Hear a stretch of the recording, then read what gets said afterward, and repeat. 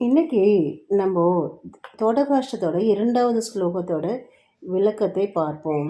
கருணா வருணாலய பாலய மாம் பவசாகர துக்க விதூன ஹிருதம் ரசயாக்கில தர்சன தத்வவிதம் பவசங்கர தேசிக மேஷரணம்.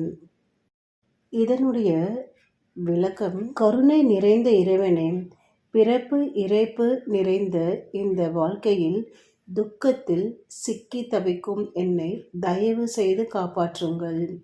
எல்லா சாஸ்திரங்களும் சொல்லும் உண்மைகளை நான் புரிந்து கொள்ள எனக்கு வழிகாட்டுங்கள்.